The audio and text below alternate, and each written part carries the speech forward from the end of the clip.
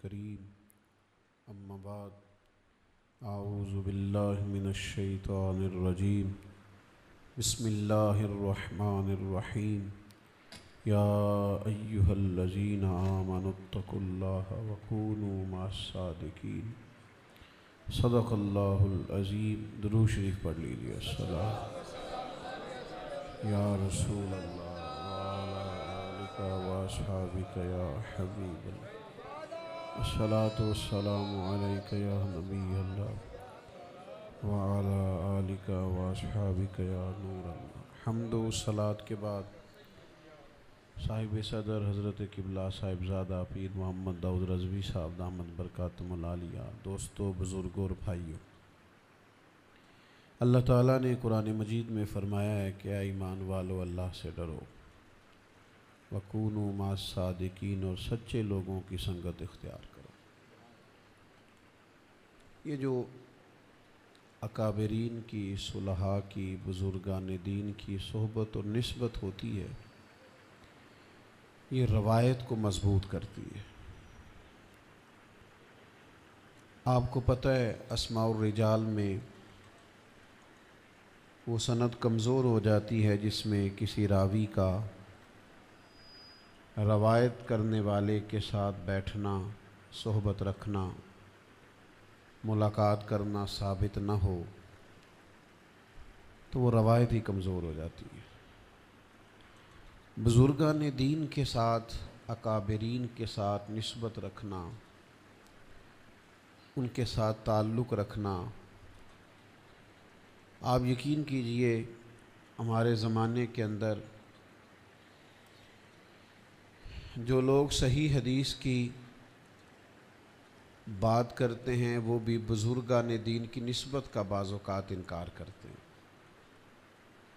اور ان سے پوچھا جائے کہ حدیث صحیح کیسے بنتی ہے تو بتاتے ہیں کہ جب کسی اساگر میں سے کسی نے اکابر سے ملاقات کی، ان سے سماع کیا اور پھر آگے روایت کی، اور راوی بھی ایسا تھا کہ جو سچ بولنے کا عادی تھا، معقول تھا، اور اس پر کسی قسم کی کوئی بحث نہیں تھی، تو لہذا وہ شخص اس کی روایت قبول کی جائے گی۔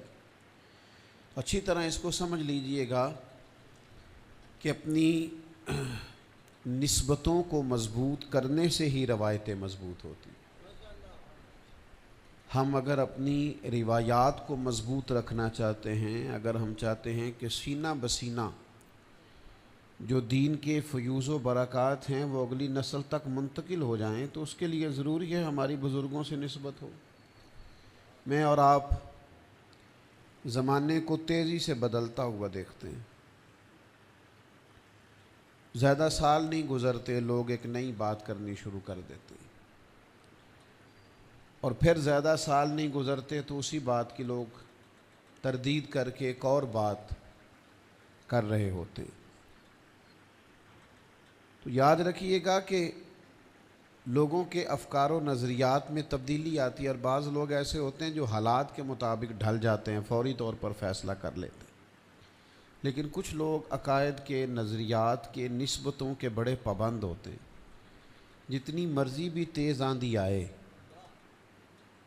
تو وہ کہتے ہیں کہ ہم درختوں کو کہاں آتا ہے ہجرت کرنا، تم پرندے ہو شجر چھوڑ کے جا سکتے ہو۔ بڑے گھنے درخت ہوتے ہیں، وہ کہیں ہجرت نہیں کرتے۔ ہمارے بزرگوں نے اپنی نسبتوں کو مضبوط رکھا۔ حضرت امیر ملت رحمۃ اللہ تعالیٰ علیہ کی آپ بات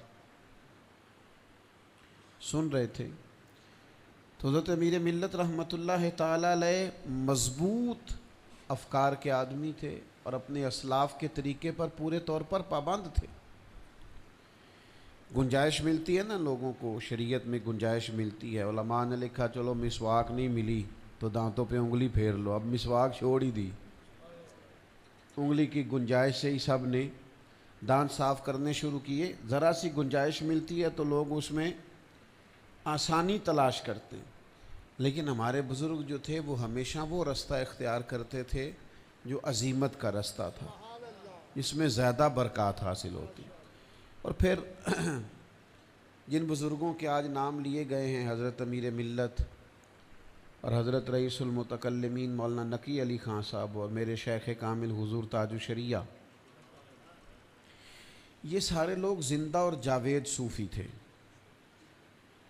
حضرت امیر ملت حضور تاج الشریعہ یہ ایسے لوگ تھے کہ یہ کہیں بھی نہ جاتے، کوئی دورہ نہ کرتے، کوئی سفر نہ کرتے، کسی جگہ نہ بھی جاتے، یہ اپنے جبے کبے میں اپنے آستانے پہ بیٹھ جاتے تو سینکڑوں لوگ روزانہ وہاں بھی حاضر ہو جاتے۔ لیکن ہر تحریک میں اگلی صفوں میں، ہر کام میں اگلی صفوں میں، دنیا بھر میں گھوم کر انہوں نے ادارے قائم کیے، جد و جہد کی، کام کیا۔ ہمارے ہاں کچھ لوگ ایسے ہوتے ہیں جو کسی قسم کی کوئی حرکت نہیں کرتے، کوئی جد و جہد نہیں کرتے، کوئی منصوبہ بندی نہیں کرتے، باصلاحیت ہوتے ہیں لیکن محنت کے شوقین ہی نہیں ہوتے۔ اور کئی ایسے ہوتے ہیں جو بہت زیادہ باصلاحیت نہیں ہوتے لیکن اپنی محنت کے بل بوتے پہ آگے نکل جاتے ہیں، اپنی جد و جہد کے زور پر آگے چلے جاتے ہیں۔ ایک تو یہ لوگ اکابرین سے جڑے تھے، دوسرا یہ تھا کہ نسبتوں کے بڑے پابند تھے اور جد و جہد کے بڑے قائل تھے، اور تیسری بات یہ تھی کہ عقیدے اتنے مضبوط تھے کہ جو ان کے پاس بیٹھتا تھا اس کا بھی عقیدہ مضبوط ہو جاتا۔ یہ بڑی انوکھی بات ہے۔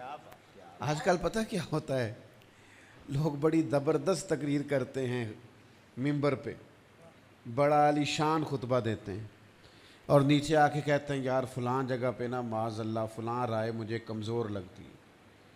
تو یاد رکھیے گا سب سے زیادہ لوگ کسی کی نجی زندگی سے سیکھتے ہیں، کہ وہ جو قریبی لوگ اس کے ہوتے ہیں ان کو کیا ملتا ہے نجی زندگی سے۔ ان لوگوں کے عقائد مضبوط تھے، جو ان کے پاس بیٹھتا تھا اسے بھی مضبوطی نصیب ہوتی تھی۔ دوسری بات، یہ لوگ مخلوق خدا کے ساتھ اپنے رویے کو بڑا جاندار اور شاندار رکھتے تھے، خدمت خلق ان کا مزاج تھا۔ حضرت امیر ملت رحمۃ اللہ علیہ بہت سخاوت کرتے تھے۔ میں آپ کے حالات دیکھ رہا تھا، قائد اعظم محمد علی جناح رات کو بڑی دیر سے آئے، کہیں سحری کا وقت قریب ہونے کو تھا ملاقات کے لیے، تو حضرت امیر ملت رحمۃ اللہ تعالی علیہ نے لانگری سے کہا بھی روٹیاں پکاؤ، مہمان کو کھانا دینا ہے۔ تو محمد علی جناح کہنے لگے کہ حضرت 30 سال ہو گئے میں نے کبھی رات کو کھانا نہیں کھایا، کوئی دودھ لے کے کوئی چیز لے کے میں سو جاتا ہوں 30 سال۔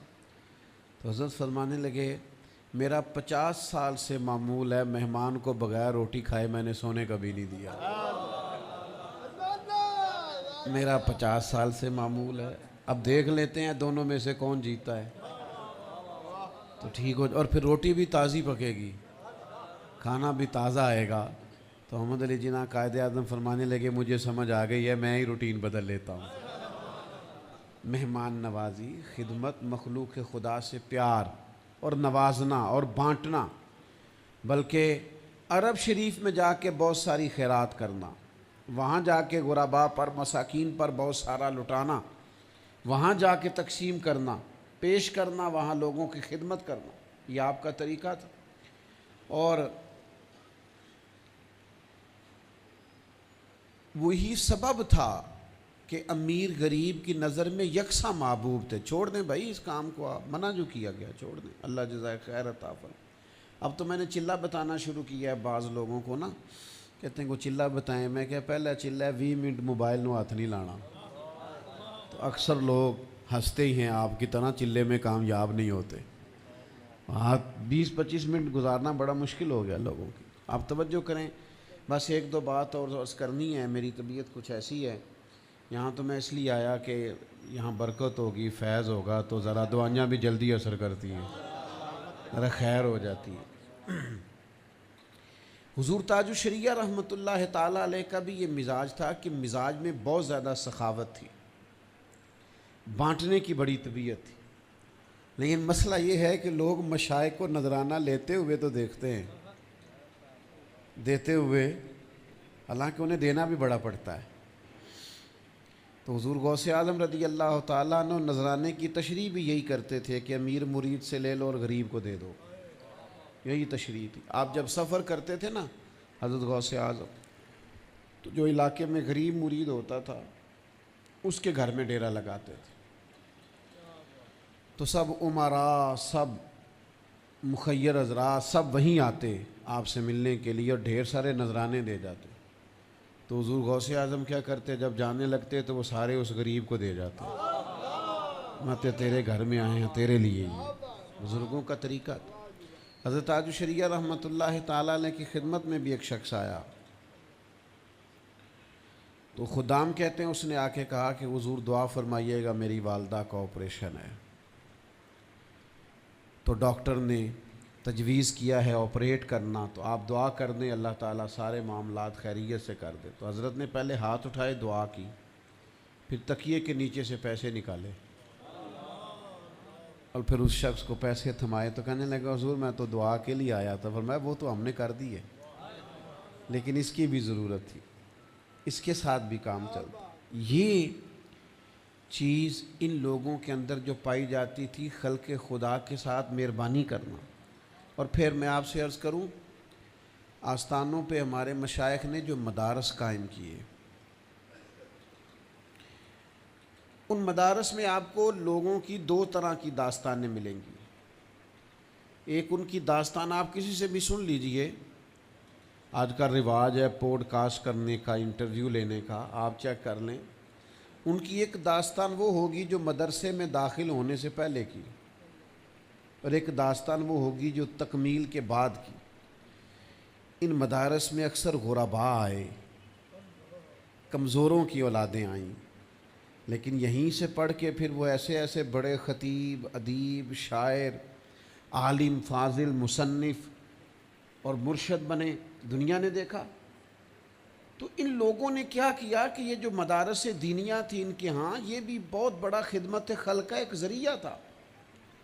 ہمارے ہاں آج کل عوام کے اندر ایک تاثر یہ دیا جاتا ہے کہ مدارس کو چندہ نہ دیا جائے، جو لوگ مخلوق خدا کو کھانے کھلاتے ہیں اور فلاحی کام کرتے ہیں اس طرف توجہ دی جائے۔ تو میں نے ایک جگہ پہ کہا تھا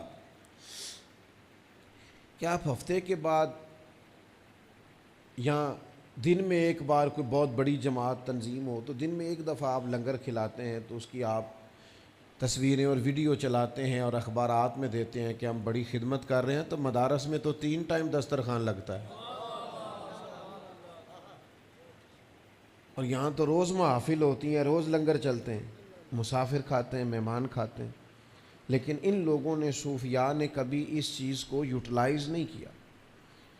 انہوں نے یہ طریقے اختیار نہیں کیے کہ جو دکھے گا وہ بکے گا، لہذا زیادہ سے زیادہ دکھاؤ۔ ان لوگوں نے خدمت کی۔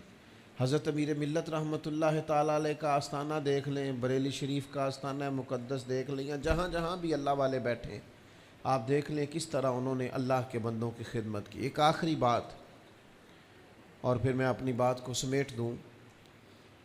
ہمارے جو اسلاف تھے نا، ان کی ایک بہت بڑی خوبی یہ تھی کہ ان پر کبھی کسی کا روب نہیں طاری ہوتا تھا، ان پر کبھی کسی کا روب۔ ہمارے اوپر نا لوگوں کا روب بڑی جلدی طاری ہوتا ہے، تھوڑا سا بھی پریشر نہیں لیتے، اس کے نتائج ٹھیک نہیں۔ حضرت امیر ملت رحمۃ اللہ علیہ نے وقت گزارا ہے تو ملت کا امیر بن کے گزارا ہے، نہیں ایسا نہیں تھا کہ وہ روز درخواستیں دیتے تھے کہ میں قائد اعظم سے ملنا چاہتا ہوں، قائد اعظم ٹائم مانگتے تھے کہ مجھے آپ سے ملنا۔ آپ کی ذاتی وجاہت اس طرح کی ہو۔ حضور تاج الشریعہ سے کئی دفعہ ان کے ملک کے وزیر اعظم نے کہا میں ملنا چاہتا ہوں، فرمایا تو ملنا چاہتا، میں تو نہیں نہ ملنا چاہتا، مجھے تجھ سے کوئی کام نہیں، مجھے نہیں ملنا۔ روب نہ بڑی جلدی طاری ہو، یعنی ایسا نہ ہو کہ چھوٹا سا ممبر بھی آئے اور جو مرضی کہہ کے گزر جائے، روب نہ طاری ہو۔ حضرت ابو الحسن خرقانی رحمۃ اللہ علیہ بیٹھے تھے تو خادم سے کہا میرے سر پہ تیل لگا دو، خارش ہو رہی ہے، کوئی جونش ہو تو نہیں پڑ گئی؟ تو وہ سر دیکھ رہا تھا، اتنی دیر میں محمود غزنوی گزر آئے، تو خادم کہنے لگا اوہ، آپ فرمانے کیا ہوا؟ کہنے لگا جی بادشاہ آ گیا ہے۔ کہتے ہیں وہ چھوڑو، بادشاہ تو آتے رہتے ہیں، میں سمجھا تھا کوئی موٹی سی جوں ہاتھ آ گئی ہے تیرے، تم ہوئے ہوئے بڑی تو ہوئے ہوئے کہ چھاڑ، بادشاہ تے آندے جاندے رہندے۔ بزرگوں کا، اللہ والوں کا نقطہ نظر کچھ اور طرح کا ہوتا تھا، اس لیے ان لوگوں سے تعلق بنائیں، ان کے پاس آئیں جائیں، لیکن تبلیغ کے نقطہ نظر سے، دعوت خیر کے نقطہ نظر۔ باقی یہ کہ روب طاری ہو جانا اور پھر اس طرح کا ماحول بن جانا کہ انسان کام ہی نہ کر سکے، عالم دین کا اپنا بھی تو ایک روب ہے نا، اس کی اپنی بھی تو ایک شخصیت ہے نا۔ میں ایک جگہ پہ جلسے پہ حاضر تھا تو علاقے کے کافی سارے لوگ آئے ہوئے تھے، تو ایک بیچارے سابقہ ایم پی اے صاحب بھی وہاں تشریف فرما تھے، تو وہ کئی دفعہ اسپیشل بھی تعاون کرایا ہوتا ہے نا کسی سے ہم نے، تو بندہ پھر جس نے اسپیشل تعاون کیا ہوتا ہے وہ ساری محفل کا مالک بھی ہوتا ہے۔ تو وہ کہنے لگے کہ آپ بڑے سارے مولوی بیٹھے ہیں 15-18، اگلا جمعہ آپ نے محبت اور اخوت پہ پڑھانا ہے، بھائی چارے پہ۔ سارے لوگ چپ کر گئے۔ تھوڑی دیر کے بعد اس کا انداز اور تھوڑا سا تلخ ہو گیا، کہنے لگا بڑی فرقہ واریت نے حالات خراب کر دیے ہیں، تو یہ بھائی چارے پہ آپ نے جمعہ پڑھانا۔ تو میں نے ان سے کہا کتنی تعلیم ہے آپ کی؟ تو یہ اللہ کا فضل ہوتا ہے، بعض اوقات اللہ مدد کرتا ہے۔ پہلے جملے پہ وہ بڑا پریشان ہو گیا، کہنے لگا جی آپ کیوں پوچھ رہے ہیں؟ میں نے کہا نہیں آپ بتائیں نا تعلیم کیا ہے؟ کہنے لگا جی میں نے میٹرک کیا ہوا ہے۔ تو میں کہ پی ایچ ڈی والے نے مشورہ دے رہے ہیں، تو اپنے لیول کے مطابق بات کرنا۔ تو علماء کو کہہ رہا ہے مشورہ دے رہا ہے، تو کسی مڈل پاس کو مشورہ دے، انہیں مشورہ نہ دے۔ اور دوسرا میں نے کہا کہ آپ اس طرح کیجئے گا کہ یہ مشورہ پنجاب اسمبلی والوں کو دینا کہ اگلا جمعہ اخوت پہ پڑھائیں۔ ایک سیاسی جماعت دوسری کی تعریف کرے اسمبلی میں، کر کے دکھائیں، ہوتی ہے آپ سے؟ آپ کے سامنے سارے چپ رہے ہیں اور آپ کا لہجہ جو ہے وہ اس طرح کا ہو گیا جو انداز ٹھیک ہی نہیں۔ تھوڑا سا آپ سمجھے بات کو۔ تو اللہ کا فضل ہوا، جب میں نے بات کی تو پھر اس کے بعد 8-10 نے اور بھی بات کی۔ پھر کئی دفعہ کوئی بارش کا پہلا قطرہ بنتا ہے تو خوب بارش برستی ہے، تو پھر کئی تو ایسے تھے جنہوں نے ہم سے بڑھ چڑھ کے بھی کئی باتیں کی، برکت ہو گئی۔ آپ کی خدمت میں یہ عرض کرنا چاہتا ہوں کہ کبھی بھی مروب نہ ہو، اور بالخصوص سنی اور مروب ہو جائے، ہمارا تو عقیدہ ہی غالب ہے۔ ہم کبھی بھی دفاعی محاذ پہ نہیں رہے۔ ہم نے ایسا نہیں کیا کہ کسی نے اعتراض کر دیا تو ہم بڑے مجبور ہیں، ہم نے جواب دینا ہے۔ اعتراض تو ہمارا ہوتا ہے، جواب سامنے والے نے دینا ہے۔ ہم اس محاذ پہ نہیں ہیں کہ ہم وضاحتیں دے رہے ہیں، نہیں جی نہیں ساڈا ہے، اس کا کیا بات ہوئی؟ آپ بات کریں تو تھوڑا سا 2 قدم آگے جا کے بات کریں۔ یہی ہم نے حضرت امیر ملت کے حالات میں دیکھا ہے، یہی حضور تاج الشریعہ کو کرتے دیکھا ہے، یہی اپنے بزرگوں کی تعلیمات میں دیکھا ہے۔ دوسرے وضاحتیں دے رہے ہوتے ہیں کہ نہیں جی نہیں ہمارا یہ مطلب نہیں۔ تو یہ جس چکر میں ہم پڑ گئے ہیں، یہ انداز درست نہیں ہے۔ ہمیں باروب ہونا چاہیے، اور جس جگہ ہم بیٹھے ہیں یہاں سے تو درس ہی ہمیشہ حریت کا ملا ہے۔ یہاں تو ہمیشہ بات ہی جب بھی کی گئی ہے وہ یہی کی گئی ہے کہ جیت گیا بھائی جیت گیا، میلاد ہمارا جیت گیا۔ تو یہ جو انداز فکر ہے یہ غلبے کی فکر ہے، یہ جیتنے کی فکر ہے۔ تو اس فکر کا ہمیشہ غلبہ رہنا چاہیے۔ اللہ تعالیٰ کی بارگاہ میں دعا ہے اللہ اس حاضری کو قبولیت کا درجہ عطا کرے۔ وما علینا الا